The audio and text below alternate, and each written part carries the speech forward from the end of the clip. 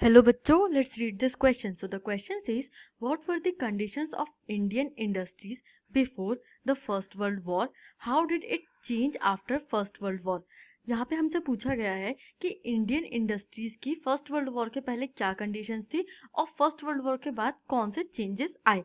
Let's see the key concept is first world war.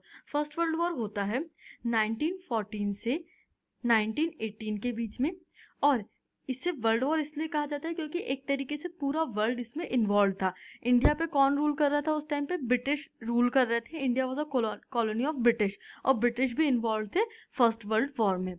Let's see our answer. Before the first world war, first point is the early cotton mills in India produced coarse cotton yarns rather than fabric. Only imported yarn was of superior variety.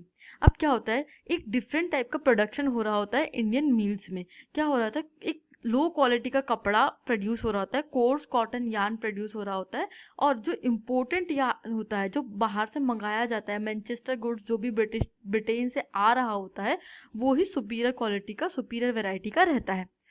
Second point is, by the first decade of 20th century, Indian industrialists began shifting from yarn to cloth production. अब 20th century की first decade तक, first decade मतलब 1900 से 1910 तक के जो Indian industrialist होते हैं वो शिफ्ट करते हैं यार्न प्रोडक्शन से क्लॉथ प्रोडक्शन तक. अब वो सिर्फ धागा नहीं बना रहे थे, वो पूरा कपड़ा बनाने लगते हैं. Third point is, till the first world war industrial growth was slow. The war created dramatically new economic situations that change the course of the industrialization in India.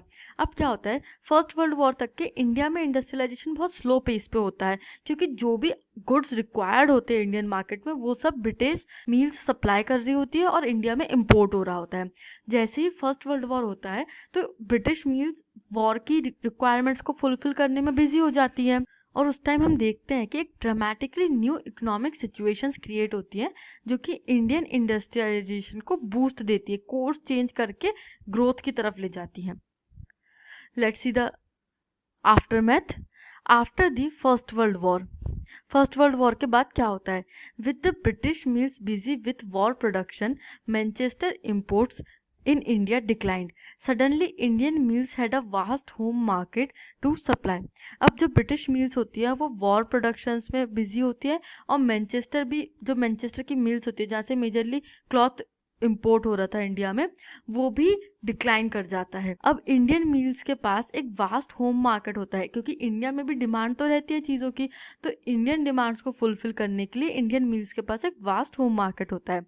Second point is, as the war prolonged, Indian factories were called upon to supply war needs like jute bags, cloth for army uniform, tents, leathers etcetera. अब war जो होता है वो खिंचता चला जाता है, मतलब जितनी एक्सपेक्टेशन होती है वॉर पार्टिसिपेंट्स की, उसकी उस एक्सपेक्टेशंस के अकॉर्डिंग वॉर बहुत लंबा चलता है. तो इंडियन फैक्ट्रीज को भी बोला जाता है कि आप सप्लाई कीजिए वॉर नीड्स को. War needs like jute bags, cloth for army uniform, tent, leather etcetera. Third point is, new factories were set up and old ones ran multiple shifts. Over the war years, industrial production boomed. अब क्या होता है, जैसे ही demand बढ़ जाती है और Indian factories को बोला जाता है कि आपको भी वॉर सप्लाईज करनी है, तो नई फैक्ट्री सेटअप होना स्टार्ट हो जाती है, और जो पुरानी फैक्ट्रीज होती है वो मल्टीपल शिफ्ट्स में काम कर रही होती है, और इससे इंडस्ट्रियल प्रोडक्शन को बहुत ज़्यादा बूम मिलता है. Fourth point is, after the war, अब local industrialists gradually consolidated their position, substituting foreign manufacturers and capturing home markets. Manchester could never regain the lost space. जैसे ही वॉर के टाइम पे Indian industrialist की भी position strengthen होती है, war होता है और इंडियन जो इंडस्ट्रियलिस्ट होते हैं उनको बोला जाता है कि आप सप्लाई कीजिए.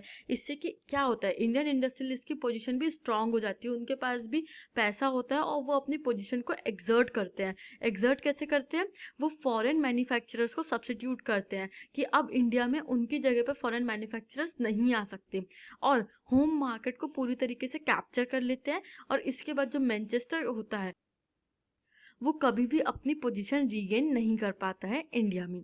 I hope you understood this question. Thank you and best of luck.